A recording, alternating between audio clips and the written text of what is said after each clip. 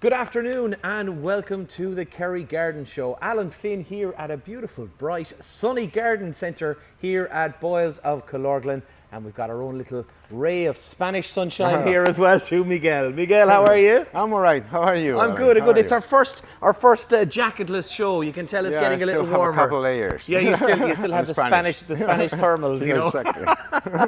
It's too cold for me. It's still a little bit too cold. Well, look, it's still a bit nippy there at night as well too. So, but it's nice to see a bit of sunshine breaking out. So, Miguel, we're actually going to start today's show with a couple of questions because there has been some listeners who have gotten in contact with us. They've rang reception at Radio Kerry, or they've sent an email to production@radiokerry.ie or alan@radiokerry.ie, and we'll try and get to them. Some of these may have been waiting a week or two, but we'll start with a couple of questions, Miguel. We'll get through them and then we'll start talking about feeding, which is going to be our main topic. So first of all, Caroline in Castlemaine, she has a question on sprouting potatoes. She had them in a box in a dark area. She removed the shoots, but they are gone soft. She's wondering, are they still okay to plant? Well, they could be not. Oh, okay. It depends on how soft they are. I would say they probably, if she took the sprouts off and if they are too soggy, probably not. Okay. So the thing is that they start shrinking like the bulbs. When Olivier was here, was telling you about the bulbs are shrinking, so the potatoes shrink to start shooting. Okay. If you remove the shoots and they're still soft, you're just taking all the energy. Oh. So they need to start again, and they will be shrinking. I will say probably they won't sprout. You should have keep the shoots probably if they are soft. Yeah. So the shoots are literally the sign of the plant trying to... If the potatoes is still hard, but it's shooting, you can take the shoots and it will be producing new ones, but it's already shrinking. It's already soft. That means it's used a lot of its energy and it probably won't. In those shoots you remove. Okay. So I will say unfortunately, Caroline, no, they won't say be. No, won't be good. You could have a few. Okay, but not very productive. No. Okay, right. Okay, well listen, thanks for sending in, Caroline. Another listener has a problem with their rhubarb. Something is eating all the rhubarb leaves. And it's not me. It's not you. It's not it either.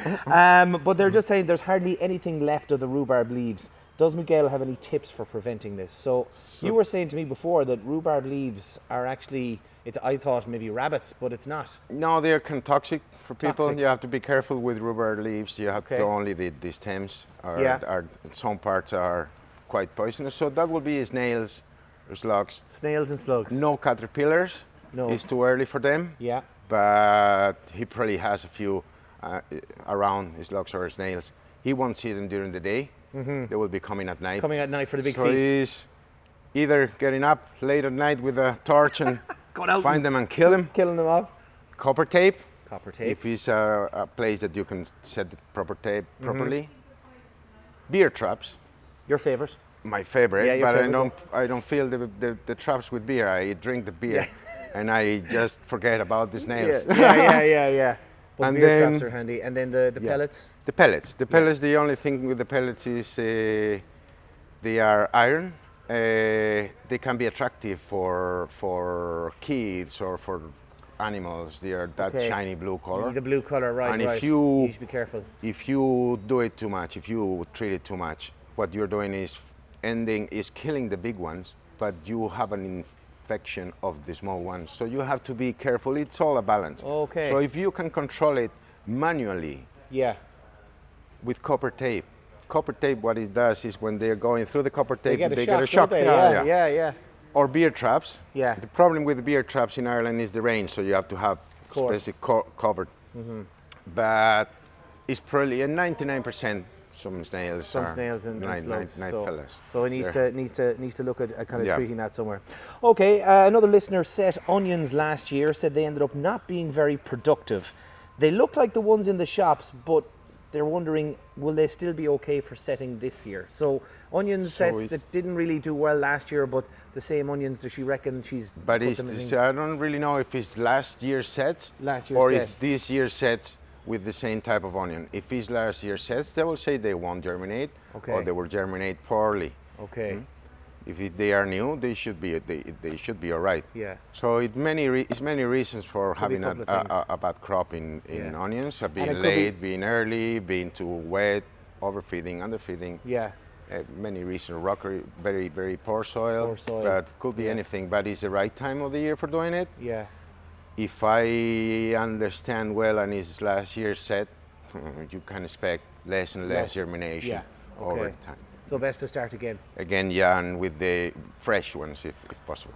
Okay, another question came in here. It was, when is it the right time to prune red robin hedging?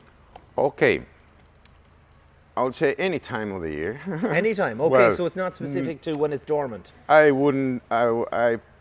I probably will wait a little bit. If you have a decent hedging in red robin, it could be in flower now. Okay. I will wait till June, but it's a very wild plant. It's a very, very rustic. It's very, very strong, so it will be coming back. No matter.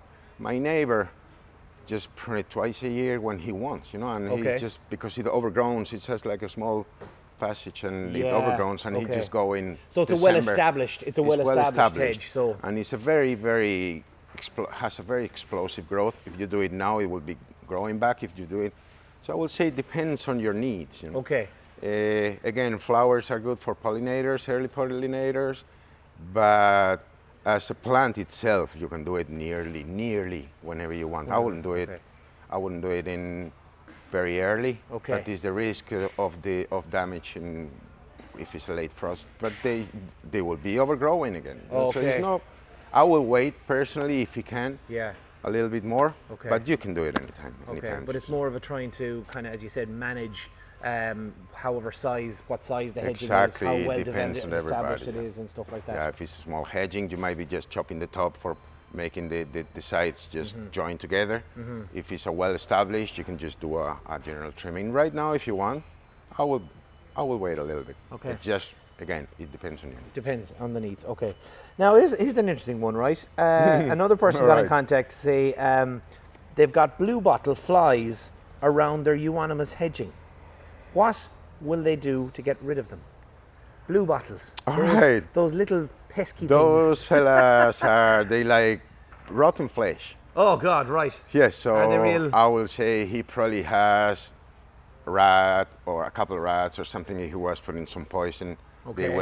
They went to die there. Yeah. And it's why the flies are. So I will be looking for last year debris or something and find the smell, and try to remove that. Anything smelling around the place. Remove that because they won't hurt the plant. They won't hurt the animals. They don't eat. Okay. They don't do anything to plants. They just eat, as you say, rotting flesh or stuff. But just scavengers. Exactly. Okay. They have one special, like a trumpet, to do that. Yeah. I'm not a big expert, but anyway, it's just rotten flesh around. Okay, anyway, so they need to basically look around the hedging, see if there's any kind of dead animal or something like that. That's probably what it is. Okay. Yeah, so I would say so. It's not going to damage. Not going to damage the hedge. Okay. Okay, that's good. This is this is another good one, right? A gentleman has found a black leather jacket. Oh, sorry. Black leather jacket worms. What was it? They're on motorbikes. There's a gang of them. What does he do? No. Black leather jacket worms are in his lawn. They're damaging the roots, and what can he do? Now, this is a new one on me. I haven't heard of this one before. Right. When I saw black leather jacket, I went, so those worms are similar looking to the earthworms, but they are shorter and thicker. So they are like in looks brown like color. Yeah, exactly. A leather jacket. I get it. So they are oversized, oversized worms. Is one thing you can do. Is the most effective will be nematodes. Nematodes, okay. Nematodes for leather jackets. You can find them in a few different names. They're just microorganisms, aren't they? They are, exactly. And what they do is when they are eating or either leaves or the soil, what they do is they eat those micro organisms. Things, and what it does to them is just they destroy their stomach. Okay. So they just die. They just die. And it's and organic. they don't do any other damage to the lawn. They're actually very harmless. I think we have discussed them before. Yeah, they are. Handy, They are very good. One thing you can do as well, very effective if it's a small area. You can water the lawn, put a tarpaulin on top. Okay. Cover that tarpaulin for a day or 2 days. lift out the tarpaulin, They'll and all the come up. worms should be up. And then you can just hand-pick them and use them for fishing or something. There you go. You can be using them. You can be down the lawn. Or for catching feeding some your fish neighbor, or down inviting dinner to Yeah. your neighbor or Okay. something. Right. Very Yeah, good. it's a very, they will go up. But if nematodes are organic, are very effective for all worms. It's just more, not only any caterpillars. Okay, They're very it's a good way effective. of getting rid of some garden pests. Yeah. Yeah. Okay. Right. Well, finally, I got a question here from someone who said their hydrangeas are not flowering. She feeds them every year with Miracle Grow, but it doesn't seem to work. And I think this is going to lead us perfectly in. And yes, I did leave it until last because it is going to lead us into our main topic of our show today. So even I know the answer to this one. Even you know it, Even yeah? I know after So all my tell time here. me, what are you I'm doing? guessing that it's the Miracle Grow is not the right feed. For Exactly. hydrangeas. So we have here the Miracle Grow he was using, and if you go to the label, Yeah. they tell you that has a 24% nitrogen, Okay. which is extremely high amount of nitrogen. What it does doing to the hydrangea is probably I'm pretty sure actually, the leaves of that plant are dark green, Okay. very lovely dark green, Yeah. but no flowering. No flowers. So the plant keeps growing, very well looking, but no flowering. So Okay. what I will do there is stop feeding for a couple of years. No more feeding. Couple of years. Yep. Oh wow. No Okay. more feeding for a year, at least a couple of years, I would say. Right. Second year, I will add, depending on the plant, but in this case, a hydrangea will be probably doing, if it's a blue, top dressing it with ericaceous, if it's pink with regular multi-purpose Yes. compost. Next year, 1.5 to 2 inches, but no more feeding with nitrogen. No Okay. more extra things, just Yeah. top dressing. In a couple of years, it should be flowering again. Flowering again. Okay. Don't prune it back, don't do anything, just Just let the nutrients Okay. go a little bit. Yeah. So you're overdosing in this case, he's overdosing the And it's something hydrangea. we've even come across it in just the couple of shows we've already done this season. It's a big thing that you've actually found with a lot of people here, that the mistakes that they make is they're kind of adding the wrong supplements, because they're Or kind of excessive, yeah. supplements are excessive. So what is the all-purpose Miracle Grow good for? Let's talk So- about the positives of it. That's a very powerful nutrient. Yeah. And it has a very high amount of nitrogen, potassium, and phosphorus, and a couple more trace elements. What I Yeah. will do with this, that I will be using this as a boost in case you have a shrub that is not performing well, once or twice. And I will use this with hanging baskets. Oh, okay. That will be giving it an explosive growth to the hanging baskets. Because I guess You that's can the use- thing with hanging baskets. They have a short lifespan, Short so to lifespan, speak. exactly. Yeah. So if they need a good boost, it's And that's if where the you Miracle fill a Grow- hanging basket with 6, 10, or whatever plants, the nutrients of the soil are going to go into 1.5 months or 2 months. So Yeah. if you do that every second week or every week, feed it with this, they will have a double growth. Jeez. Right. Then you start being careful. When it's full, Yeah. you have to slow down a little bit. Yeah. That's the trick. People tend to or not feeding or overfeeding. It's working. So let's Yeah, keep it's working, going. keep doing it. No. I'll add a little bit more. Yeah. It says 10 milliliters. I'll add a little bit more, just 5 more just in case, Okay, it's short. yeah. So no. Follow instructions, Very important. excepting if I tell you the opposite. All right, right. Come into Miguel. Okay. So what other foods have we got then that are also? So we have good? another boost here, boost. Okay. which is not that super boost that this is very good Yeah. for struggling plants or initial establishing. Then you go to the regular tomato food. That's what you should be using when they are in full.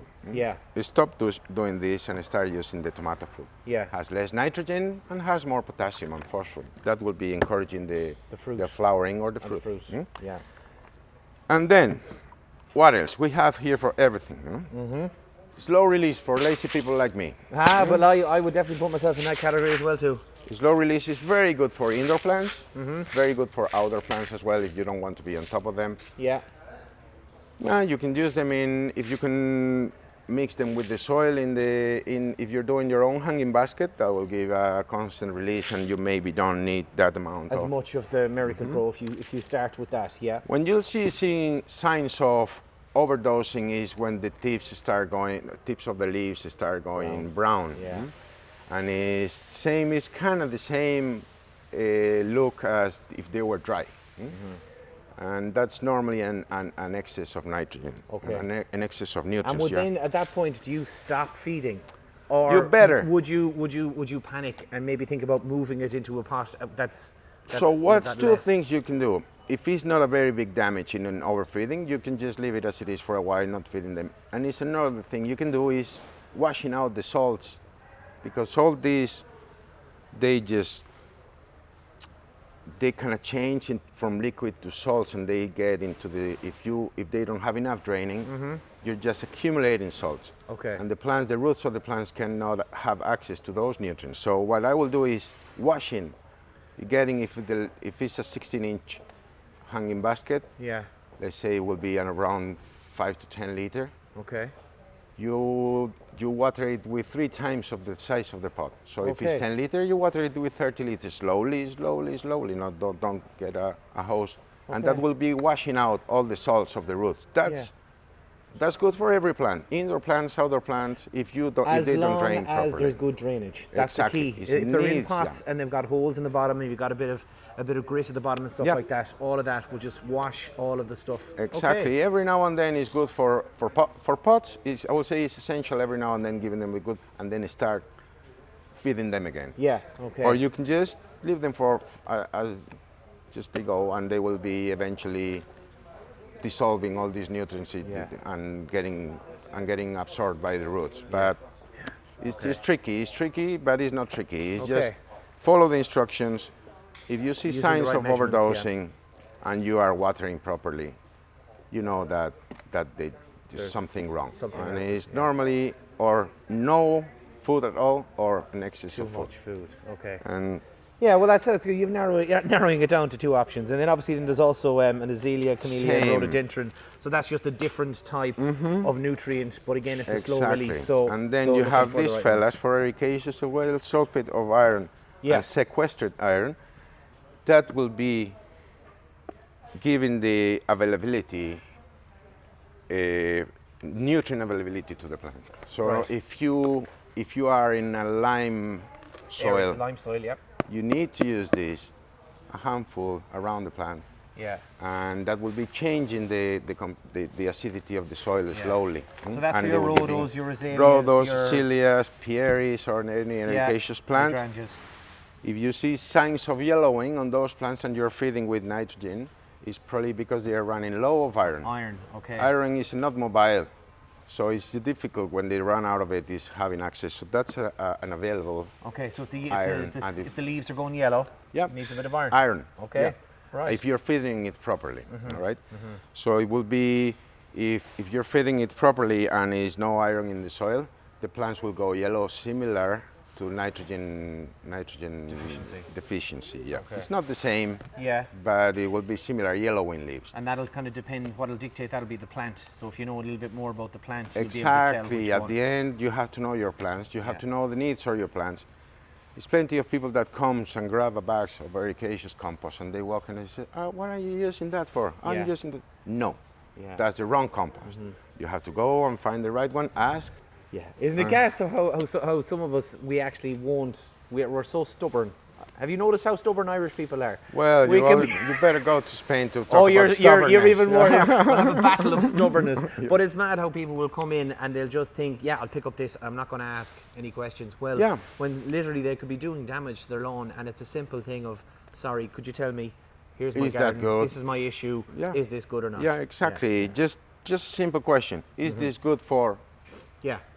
whatever. Potatoes? No.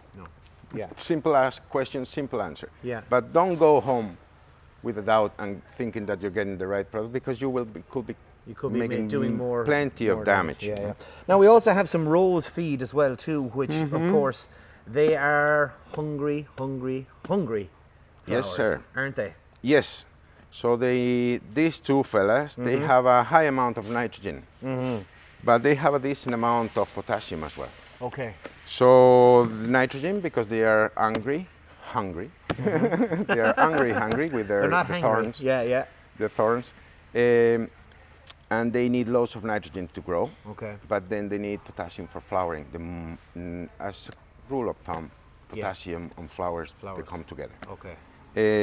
Specific for roses. This one is for shrubs as well. Yeah, I see this one actually. Yeah, that one's There's a literally different just composition, okay. But it would be suitable for roses. But this one is specifically designed for roses with the right amount of nutrients for roses. Because I know we have a lot of listeners and viewers who are big rose lovers, and they are just a beautiful addition when they come into full bloom. Yes, so with a yes, high and performance again, some people ask me questions about feeding them, and they just know the tomato food. Yeah. Can you feed them with tomato food? No, really, you know, well, you can, better than nothing. Yeah. But it's balanced nutrients for the roses, Yeah. that it will be better for them than the actual. And people can be afraid saying, oh, well, that's a bit more expensive than this, but realistically, it's about getting the most from your plants. At the end, what it will be the difference between 9 or 11 or something if your plants are better? Yeah, you know, and exactly. then you go to a pub and spend 50 quid in pints, and you don't, and you You walk away must have good happy, weekends. You know? You must have good weekends. Good weekends. So listen, I guess that's the whole thing. There are specific feeds for different plants, shrubs, whatever you have. Come in, have a little question, talk to you. Don't be afraid of asking. Don't be shy, right? and don't be stubborn. Afraid. Don't be stubborn. Just accept it. I will try to sell you everything. Yeah. Listen, that is pretty much all we have got time for today here on the Kerry Garden Show. Miguel, thanks as always for answering your question, the listeners' questions, and also showing us all the different types of food and how important it is to feed your plants and flowers the right type of food. Anyway, I'm getting hungry, so I'm going to head off. Listen, thanks very much for tuning in. Do join us, of course, next week here on the Kerry Garden Show. From Boyles and Killorglin, from myself and Miguel, happy gardening. Happy gardening.